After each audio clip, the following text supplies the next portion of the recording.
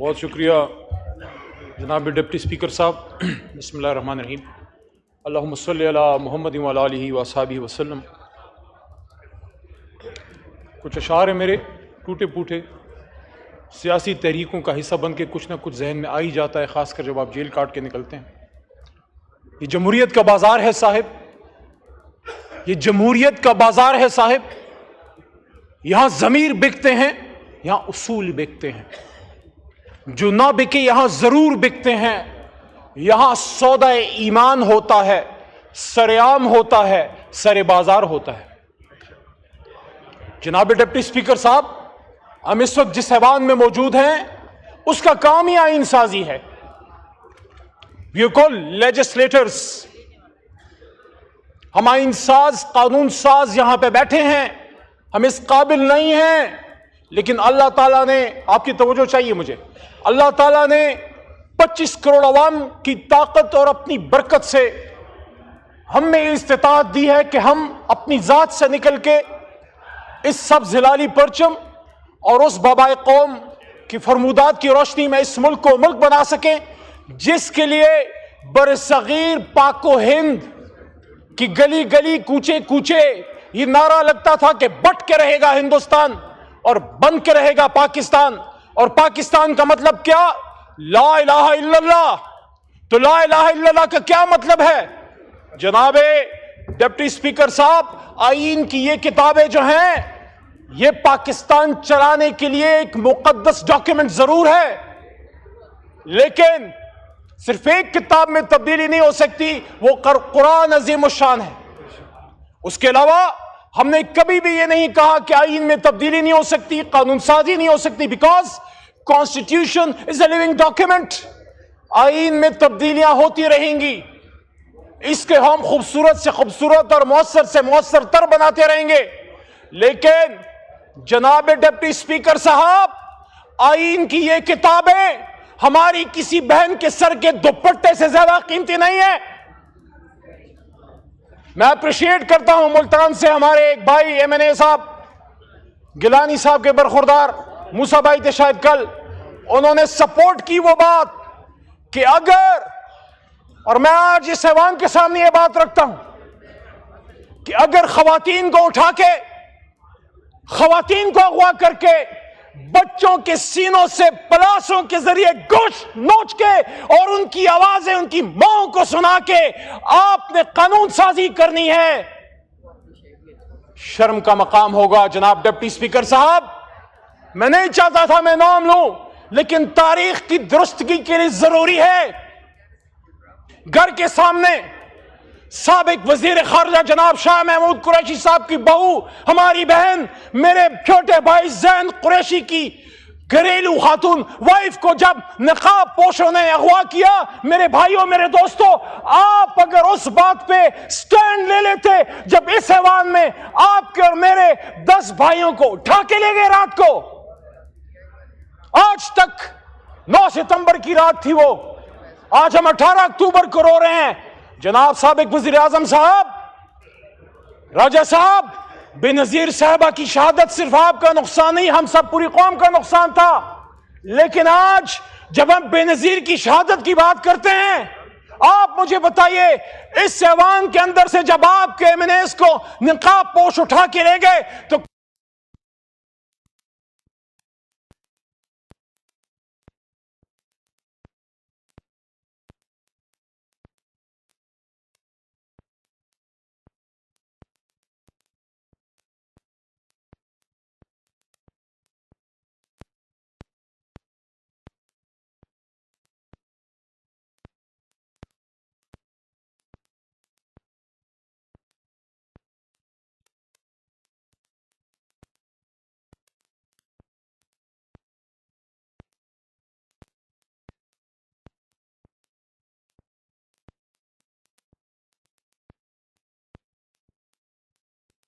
Reference case چل رہا تھا، میرے استاد محترم جو شہید ہو گئے، لطیف افریدی لالا، جو پختونوں کی شان تھے، اس بھٹو ریفرنس کیس میں وہ امائکس تھے اور میں ان کے ساتھ 2011 سے سپریم کورٹ آتا تھا.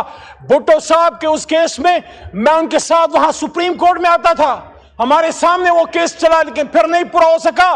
لیکن میں اپریشیٹ کرتا ہوں آج کی سپریم کورٹ کو اور جج صاحبان کو, منصور صاحب اور ان کے ساتھ جتنے ساتھی ان کے ججز ہیں, کہ آج انصاف کرنے کی کوشش کی گئی. 50 سال بعد کہ بھٹو صاحب کا ریفرنس جو ہے اس کا فیصلہ کیا گیا کہ وہ فیصلہ غلط تھا. لیکن میں تو اس وقت ایوان میں نہیں تھا, میں تو اس ایوان سے باہر تھا, اور میں نے یہاں پہ کھڑے ہو کے موجودہ وزیر اعظم شہباز شریف صاحب کے سامنے یہ بات رکھی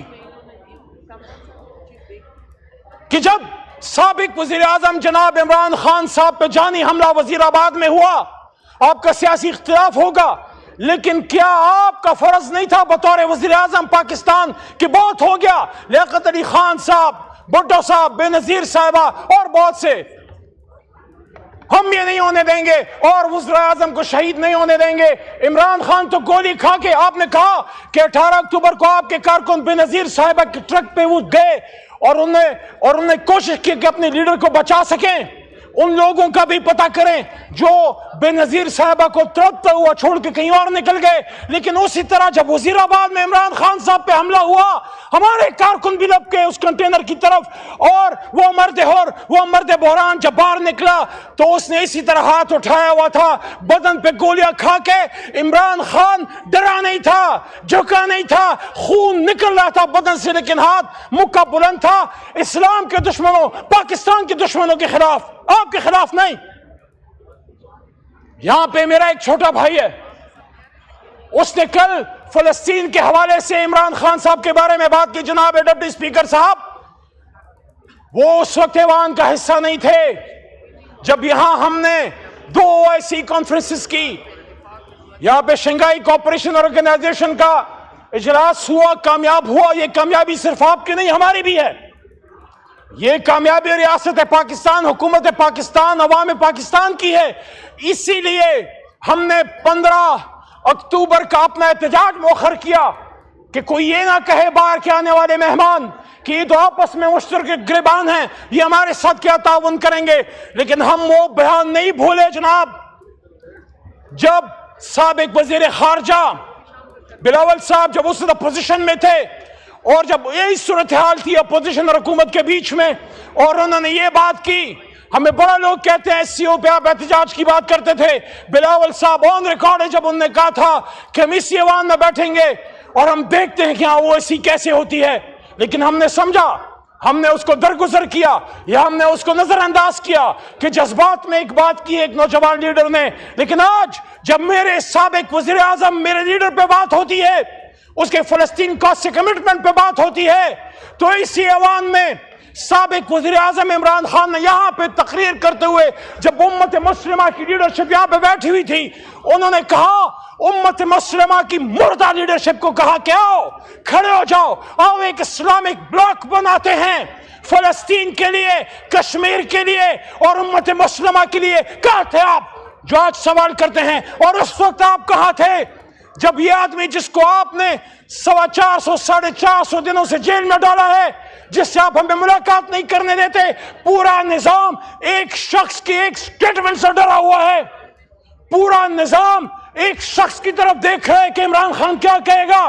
عمران خان نے جو کہنا تھا وہ صہیونیوں, نصرانیوں, یہودیوں اور ان کے گٹھ جوڑ کے بیچ میں یونائٹڈ نیشنز میں ایک بات کی تھی, and we will fight, ہم مقابلہ کریں گے. اور یہ بات بنی گالا عمران خان صاحب کو میں نے جناب ڈپٹی اسپیکر صاحب 2022 میں رژیم چینج کے بعد کی کہ خان صاحب یہ بات ٹھیک ہے کہ آزاد خارجہ پالیسی, روس سے تعلقات اور ایبسولوٹلی ناٹ بڑی وجوہات ہیں آپ کی حکومت ختم کرنے کی, لیکن میرے خیال میں سب سے جو بڑی وجہ ہے وہ یہ ہے کہ جب آپ نے صہیونیوں, اسرائیل کے زرخریدوں کے بیچ میں یونائٹڈ نیشنز میں امت مسلمہ کو کھٹا کرنے اور یا کنابل یا کنستعید اور مدنی ریاست کی بات کی, تو اس وقت ان کے کان کھڑے ہو گئے کہ اس آدمی کو ویسے ہی مثال بنانا ہے. جب امت مسلمہ سے کوئی لیڈر کھڑا ہوتا ہے, یہ آپ کا میرا مشترکہ درد ہے میرے بھائی اور بہنوں, یہ آپ کا میرا مشترکہ درد ہے. جب کبھی انور سادات کھڑا ہوا, کرنل قذافی کھڑا ہوا. صدام حسین جب تک امریکہ کے ساتھ تھا ٹھیک تھا, لیکن جب کھڑا ہوا اس کو فارغ کر دیا, قذافی کو فارغ کر دیا. شاہ فیصل شہید نے جب تیل بند کیا عرب اسرائیل جنگ میں, جب اس نے فلسطینیوں کا ساتھ دیا, اس کو کس سے مروایا؟ شہید کر دیا. صدام حسین کو بڑی عید کے دن پھانسی دینا ایک میسج تھا امت مسلمہ کو. وہ ضیاء الحق صاحب جو پاکستان کے لیے ایک کردار انہوں نے ادا کیا, لیکن جب اس روس ٹوٹا اور اس کے بعد اس آدمی نے یہ کہا کہ اب ہم سینٹرل ایشیا میں اسلام کا پرچم لہرائیں گے, اس کے بعد امریکہ نے کیا کہا کہ نہیں یہ ہمارا ایجنڈا نہیں ہے, تو انہوں نے نہیں چھوڑا, چاہے سیاسی ہے چاہے غیر سیاسی ہے. جس نے امت مسلمہ کی بات کی ہے اس کو مار کے چھوڑا. بھٹو نے جب نیوکلیر ایسڈز پہ کمپرومائز نہیں کیا اور رد قادیانیت پہ دستخط کر دیا, اس نے خود کہا تھا مجھے پتا ہے میں اپنے ڈیتھ وارنٹ پہ دستخط کر رہا ہوں, تو انہوں نے نہیں چھوڑا. ہوش کے نہ کھل لو, ہوش کے نہ کھل لو. جب بھی وقت کا کوئی لیڈر پیدا ہوگا امت مسلمہ میں چیلنج کرے گا. جب ٹیپو سلطان پیدا ہوگا وہ کہیں نہ کہیں سے میر جعفر لا کے, میر صادق لا کے پیٹ سے وار کریں گے. یہی عمران خان کے ساتھ ہوا, لیکن وہ خوش قسمت ہے اللہ نے اس کی زندگی لکھی تھی, ورنہ وزیر آباد میں ملک کے دشمن, اسلام کے دشمن, پاکستان کے دشمن اپنا کام کر گئے تھے. تو میرے دوستو آپ آئین سازی کیجئے, لیکن لوگوں کے سروں سے دوپٹے چھین کے نہیں. آپ آئین سازی کیجئے, لیکن فیاض ہمارے ایم این اے ہیں, آپ کے بھی بچے ہوں گے, آپ کے بھی بیٹے ہوں گے. فیاض صاحب کے بیٹے کا اس کے بدن کا گوشت پلاسوں سے کھینچ کے اس کی ماں کو اس کی چیخیں سنائی گئی اور کہا گیا اب بولو اپنے باپ کو, اب بولو اپنے خاوند کو کہ وہ اپنا ووٹ ہمیں دیتا ہے نہیں دیتا, ترمیم کے حق میں دیتا ہے نہیں دیتا. یہ کیسی آئینی ترامیم ہے جس میں ہمیں اس کو اغوا کرنا پڑ رہا ہے؟ یہ کیسی آئینی ترامیم ہے جس میں سعد اللہ بلوچ, وہ کشمیر میں تو نہیں رہتا, مقبوضہ کشمیر میں, سعد اللہ بلوچ جو ایم این اے ہے ہمارے اس معزز ایوان کا, وہ فلسطین میں تو نہیں رہتا, وہ غزہ کا باشندہ نہیں ہے, وہ پاکستان کا اور پاکستان کے دل پنجاب کا باشندہ ہے. اس کی وائف, اس کی بیٹی اور ان کی خالہ کو اٹھا لیا گیا اور تھریٹ کیا گیا کہ آؤ ووٹ کرو ان ترامیم کے حق میں, ورنہ آپ کے ساتھ یہ اور یہ کیا جائے گا. یہ آپ کی ترامیم ہے. آپ سوال کرو بلاول صاحب سے, میاں نواز شریف صاحب سے سوال کریں کہ کیا یہ سب آپ کی مرضی سے ہو رہا ہے؟ راج صاحب یہ کافی نہیں ہے, یہ کافی نہیں ہے کہ آپ یہ کہیں کہ ہم نہیں کر رہے. ہو سکتا ہے آپ نہ کر رہے ہوں, لیکن حکومت آپ کی ہے, حکومت مسلم لیگ نون کی ہے, صدر پاکستان پیپلز پارٹی کا ہے. بڑا عجیب لگتا ہے, بڑا عجیب لگتا ہے آئین بنانے والی جماعت جو اپنے آپ کو آئین بنانے کی دعوے دار کہتی ہے اور ووٹ کو عزت دو کی نمبردار مسلم لیگ نون, آپ کے دور میں آئین کے ساتھ, بنیادی انسانی حقوق کے ساتھ یہ کھلواڑ ہو رہا ہے. آپ مجھے بتائیں کیا آپ پاکستان کی تاریخ کے سامنے سرخرو ہوں گے آج جو سپریم کورٹ پہ حملہ ہے, آج جو جناب ڈپٹی اسپیکر صاحب توجہ کیجئے, آج جو چیف جسٹس آف پاکستان پہ حملہ ہے, یہ تو وہی چیف جسٹس کی کرسی ہے. بڑا شہید بی بی کی بات کرتے ہیں, صرف قربانیوں کو ہم نے کیش نہیں کرنا, ان کے قربانیوں کا جو ماخذ ہے, اس کا جو اصل ہے, اس پہ عمل کرنا ہے. شہید بی بی نے اپنی شہادت سے پہلے کہا تھا اپنے چیف جسٹس کے گھر پہ پاکستان کا جھنڈا لہراؤں گی. میاں صاحب خود نکلے تھے, لانگ مارچ کیا تھا چیف جسٹس صاحب کے لیے اور سپریم کورٹ کے لیے. قاضی حسین احمد صاحب نے قربانی دی اور ہمارے لیڈر عمران خان صاحب نے جیل کاٹی آزاد سپریم کورٹ کے لیے. تو جناب ڈپٹی اسپیکر صاحب, جب اتنی قربانیوں سے ہم نے اپنے سپریم کورٹ کو مضبوط کیا, چیف جسٹس کو توانا کیا, اس کی کرسی کو تگڑا کیا, آپ پھر کیوں اپنی باتوں سے پیچھے ہٹ رہے ہیں؟ آپ کیوں پھر سپریم کورٹ پہ حملہ آور ہو رہے ہیں یا اپنا کندھا دے رہے ہیں؟ کیا ایک ملک میں 2 وزیر اعظم ہو سکتے؟ کیا ایک ملک میں 2 آرمی چیف ہو سکتے؟ کیا ایک جماعت میں 2 چیئرمین ہو سکتے ہیں؟ اگر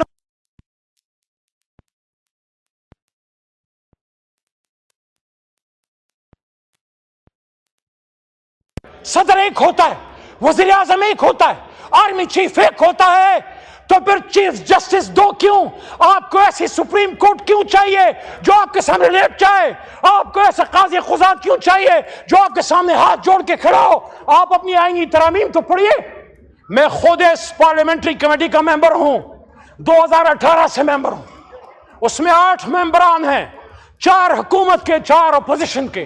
جب آپ نے جناب ڈپٹی اسپیکر صاحب, جب آپ یہ قانون سازی کی کوشش کر رہے ہیں کہ پارلیمنٹری کمیٹی آن ججز میں آپ حکومت اور اپوزیشن کی تعداد میں فرق ڈال کے حکومت کی تعداد بڑھا رہے ہیں, تو آپ بیسیکلی کیا کر رہے ہیں؟ جو حکومتی ممبران ہوں گے وہ اپنی حکومت کی لان ٹو کریں گے.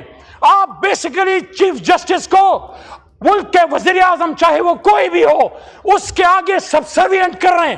اگر وزیر اعظم پاکستان چیف جسٹس کو نامینیٹ کرے گا تو اسلام کا کانسیپٹ ہے قاضی علی السلطان. قاضی سلطان کے اوپر طاقتور ہوتا ہے, وہ ہر کسی سے پوچھ سکتا ہے. جب آپ اس کے طریقہ انتخاب کو چینج کر رہے ہیں, آپ بیسیکلی کانسٹیٹیوشن کے گرنڈوں کو چھیڑ رہے ہیں, بنیادوں کو چھیڑ رہے ہیں. ہمارا آئین پاکستان سپریشن آف پاورز کے کانسیپٹ پہ مشتمل ہے. آزاد عدلیہ, آزاد مقننہ اور آزاد انتظامیہ. لیکن جب آپ نے 19 بیلنس چھیڑ دیا تو آج تو آپ کو اپنی مرضی کا کوئی چیف جسٹس مل جائے گا, لیکن کل کو پھر کوئی اور مولوی مشتاق ادھر سے پیدا ہو کے کسی اور بھٹو کو ٹانگے گا. کیا آپ تاریخ میں جواب دے سکو گے؟ کیا آپ سخرو ہو سکو گے جو آپ سپریم کورٹ کو حکومت وقت کی پاؤں کی جوتی بنانا چاہ رہے ہیں؟ میرے دوستو, میرے بھائیوں, ہمارے دین کا کانسیپٹ ہے قاضی سوال کرتا ہے, اس کے پاس اختیار ہے. 184(3) سو موٹو اس پہ حملہ ہے. کیوں حملہ ہے؟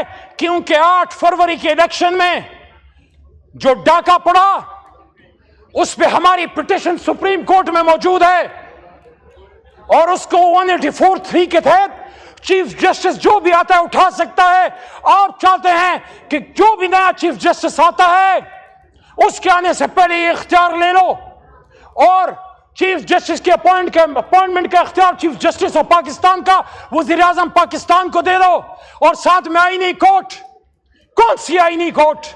کس لیے آئینی کورٹ؟ کس طرح کی آئینی کورٹ؟ آپ مجھے بتائیے, 2008 سے 2013 تک آصف علی زرداری صاحب صدر پاکستان نہیں تھے؟ راجہ صاحب جب گفتگو فرما رہے تھے سابق وزیر اعظم, آپ وزیر اعظم نہیں تھے.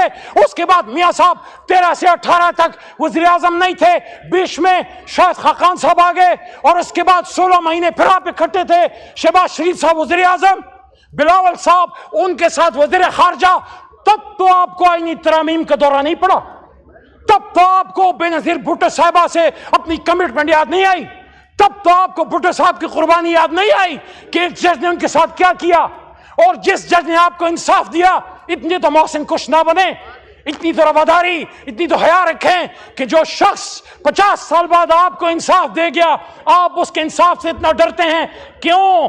آپ کو اپنی مرضی کا انصاف چاہیے. 50 سال بعد اگر بھٹو کو انصاف مل گیا تو پچھلے سال کا انصاف نہیں ہونا چاہیے. اور یہ کس نے کہا ہے کہ جو آ رہا ہے وہ کسی کو انصاف دے گا؟ انصاف تو رب کریم دے گا.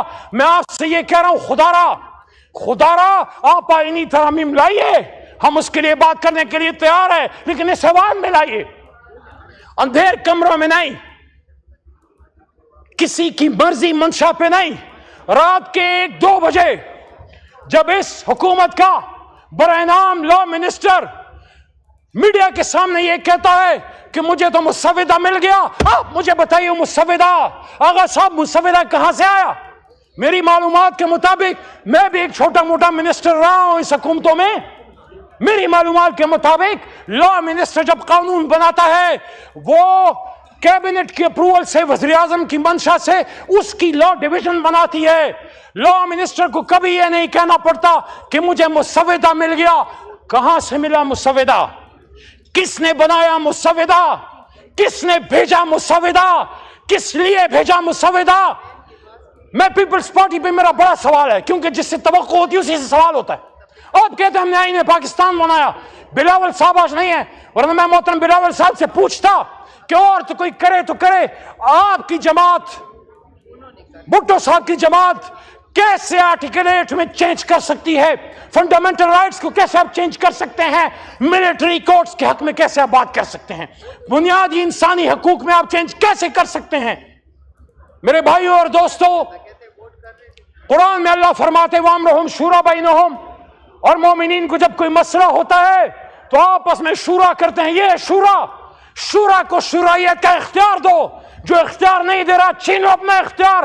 یہاں چیزیں لاؤ، یہاں فیصلہ کرو. یہاں فیصلہ کرو گے ہم وہ مسودہ عمران خان کے سامنے لے کے رکھ دیں گے کہ خان صاحب یہ کہیں سے آیا نہیں ہے، ڈکٹیٹ نہیں ہوا، یہ بنیادی انسانی حقوق کے خلاف نہیں ہے، یہ آپ کو ملٹری کورٹ کے حوالے کرنے کے لیے نہیں ہے، یہ پاکستان میں انصاف کے لیے ہے، آئین کو بہتر کرنے کے لیے ہم ان کو قائل کریں گے. وہ بھی انصاف کے نام پہ جماعت بنائے بیٹھا ہے. لیکن آج اگر یہاں پہ اس ایوان میں آپ ایسے قوانین پاس کر رہے ہیں جس کے لیے کل آپ تاریخ کے سامنے شرمسار ہوں گے کہ آپ بھول گئے ایک مطلق اعلان نے آپ ہی کے لیڈر کو ہتھکڑیاں پہنا کے ملک سے باہر در بدر کیا. ہاں، میرا لیڈر در بدر ہونے کے لیے تیار نہیں ہے. وہ کھڑا ہے، وہ ڈیل نہیں لے رہا، وہ کہتا ہے میں کھڑا ہوں، میں نہیں جاؤں گا، ملک چھوڑ کے نہیں جاؤں گا. لیکن کچھ لوگوں کو چھوڑ کے جانا پڑتا ہے. کچھ گئے ہیں، میں برا نہیں کہتا، ماضی میں بہت سی لیڈرشپ جلا وطن بھی ہوئی ہے. لیکن جو آپ کے ساتھ ہوا ہے آپ وہی گڑا پھر کھود رہے ہو. یاد رکھنا، جو بوتے ہو وہ کاٹو گے. آج جو کرو گے یہ دنیا مکافات عمل کی جگہ ہے. آج آپ عمران خان صاحب کو ٹانگنے کے لیے، ان کو ملٹری کورٹ کے حوالے کرنے کے لیے کسی کی خواہشات پوری کر رہے ہیں. یہ آئینی ترامیم جس طریقے سے پاس کرنے کی کوشش کی جا رہی ہے، اغوا کر کے، ابڈکٹ کر کے، خواتین کو اٹھا کے، صرف شہریار آفریدی کی وائف اور ان کی بیٹیاں، ان کو اٹھانا کافی نہیں تھا. جو آپ نے وہ سلسلہ آج بھی رکھا.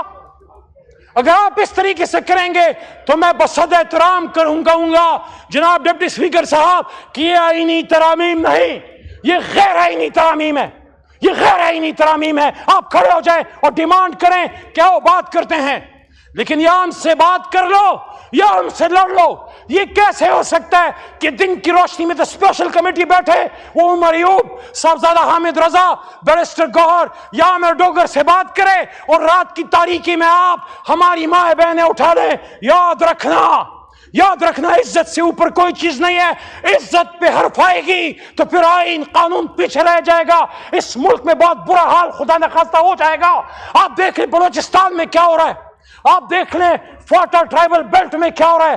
پشتون کیا بات کر رہے ہیں، بلوچ کیا بات کر رہے ہیں. اس وقت صرف تحریک انصاف اور کسی اتغاب کی جماعتیں بھی، ایک زمانے میں پیپلز پارٹی ملک کی بڑی جماعت ہوا کرتی تھی. یہ بڑی جماعتیں خاص کر پی ٹی آئی کشمیر میں ہے، جی بی میں ہے، سندھ میں ہے، کراچی میں ہے، جب بلوچستان میں ہے، پنجاب میں ہے، اسلام آباد میں ہے اور خیبر پختونخوا میں ہماری جماعتیں، بڑی وفاقی جماعتیں علاقائی تعصب کو بڑھنے نہیں دیتی. بلوچ، پنجابی، سندھی، پٹھان کے نام پہ سیاست کرنے نہیں دیتی. یہ جماعتیں نسل کی امتیاز سے اوپر اٹھ کے پاکستانیت اور جناح کے نام پہ سیاست کرتی ہیں. جب آپ ان بڑی جماعتوں کو کمزور کرو گے، ان کو لوگوں کو اٹھاؤ گے، ان کو مارو گے، ان کو بے عزت کرو گے، آپ اس ملک کو ان لوگوں، ان خطرناک عفریتوں کے ہاتھ میں آپ دھکیل دو گے جو بلوچستان میں ہمارے فوج کو نہیں چھوڑ رہے، جو خیبر پختونخوا میں ہماری ایف سی کو نہیں چھوڑ رہے، جو ہمارے مزدوروں کو نہیں چھوڑ رہے. دکی میں جو ہوا بلوچستان میں 20 مزدوروں کا کیا قصور تھا، پنجابی مزدور کا کیا قصور ہے، پشتون کا کیا قصور ہے جو مزدوری کے لیے باہر گیا ہے اور اس کی گھر کی عزت تاراج ہو رہی ہے ٹرائبل بیلٹ میں، یا بلوچ کا کیا قصور ہے. اس کے لیے ضروری ہے کہ آج ہم یہاں مل کے بیٹھیں. آپ ان آئینی ترامیم کو اس ایوان میں لائیں، اس پہ مہینہ 2 مہینے بحث کریں. ہم انشاءاللہ اس کو وہ بہتر کر کے دیں گے کہ آئین پاکستان کا نظارہ دنیا کرے گی. اس میں بنیادی انسانی حقوق کا تحفظ بھی ہوگا، اس میں سویلین سپریمیسی بھی ہوگی، لیکن اس میں آزاد جوڈیشری بھی ہوگی. اور یہ فوج بھی ہماری دشمن نہیں ہے. ایک دن اگر فوج نہ ہو یہ ملک نہیں رہ سکتا. لیکن فوج جب اسٹیبلشمنٹ، جب سیاست میں آتی ہے، وہاں پھر قائد اعظم کا فرمان کا روک ہے. جو اسٹاف کالج کوئٹہ میں نے کہا تھا کہ policy is a domain of surveillance and you are supposed, آپ نے امپلیمنٹ کرنا ہے. You are supposed to implement the orders, the policies of the federal government of the civilians. Policy ہم نے بنانی ہے، مل کے پاکستان کو مضبوط کرنا ہے. لیکن اگر یہ نہیں کرو گے اغوا کاری جاری رہے گی، ابڈکشن جاری رہے گی، ڈس اپیئرنس جاری رہے گی. آج یہ پورے ایوان میں پیچھے دیکھ لیں، آپ تو بیٹھے، یہ میرے پیچھے پورا ایوان خالی ہے. آج جناب ڈپٹی اسپیکر صاحب، دہشت گرد کھلے پھر رہے، قاتل کھلے پھر رہے، ڈاکو کھلے پھر رہے، لیکن ایمنیز اپنی جان بچاتے پھر رہے. یہ کرسیوں پہ آپ کے بھائی بہن بیٹھا کرتے تھے اور پھر آئیں گے انشاءاللہ. لیکن آپ سوال تو کیجئے، یہ کیا وجوہات ہیں؟ اگر آئینی ترامیم اتنی اچھی ہیں، پاکستان کے لیے بہتر ہیں، تو ان کو اغوا کیوں کرنا پڑ رہا ہے؟ ان کے ضمیر کیوں خریدنے پڑ رہے ہیں؟ ان کی بیٹیاں کیوں اٹھانی پڑ رہی ہیں؟ ان کے بچوں کے گوشت کو کیوں نوچا جا رہا ہے؟ یہ آپ کسی کے بدن کے گوشت کو نہیں نوچ رہے، آپ سیاست کے اس مردہ ضمیر بدن کو مزید تاریک کر رہے ہیں. آپ مت نوچنے دو سیاست کے اس چہرے کو، مزید جتنا نوچ چکے وہ کافی ہے، اور شہادتیں مت دینے دو اور پاکستان کو تباہ مت ہونے دو. آخری بات، اے چاند یہاں نہ نکلا کر، یہاں الٹی گنگا بہتی ہے. اے چاند یہاں نہ نکلا کر، یہاں الٹی گنگا بہتی ہے. اس دیش میں اندھے حاکم ہیں، نہ ڈرتے ہیں، نہ نادم ہیں، نہ لوگوں کے وہ خادم ہیں. ہاں ہے اس دیش میں کاروبار بہت، ہاں اس دیش میں ہے کاروبار بہت. اس دیش میں گردے بکتے ہیں، اس دیش میں گردے بکتے ہیں. کچھ لوگ ہیں علی شان بہت، اور کچھ کا مقصد روٹی ہے. اے چاند یہاں نہ نکلا کر. لیکن ہم مایوس نہیں ہیں، ہم اپنے اللہ پہ ہمیں یقین ہے. ہمیں یقین ہے جس قوم نے ہم نے بھیجا ہے، ہمیں بڑی طاقت ہے، ہمیں بڑی جستجو ہے، ہمیں بڑا حوصلہ ہے. انشاءاللہ عمران خان نکلے گا، آئے گا، اور جو میں نے بات کی تھی عوام کی طاقت سے اس کرسی پہ ایک بار پھر بیٹھے گا. لیکن وہ تب ہوگا، اور پاکستان میں جمہوریت تب مضبوط ہوگی جب ہم ایک دوسرے کو اغوا کرنا، بلیک میل کرنا، عزت تاراج کرنا اگر ہماری طرف سے ہوا ہے وہ بھی غلط ہے. اگر ہماری طرف سے کسی کا دروازہ توڑا گیا وہ بھی غلط ہے. اگر ہماری طرف سے ہماری حکومت میں رات کو کسی کو اٹھایا گیا وہ بھی غلط ہے. لیکن آج آئین سازی کے نام پہ جو پاکستانی لیڈرشپ، پاکستانی عوام کا مذاق اڑایا جا رہا ہے، میں سمجھتا ہوں پوری دنیا کے سامنے ہمارا چہرہ شرم سے شرمسار ہے کہ آج پاکستان میں آئین سازی کی بات ہو رہی ہے ڈپٹی اسپیکر صاحب، اور آدھا ایوان خالی ہے. بہت شکریہ. پاکستان زندہ باد.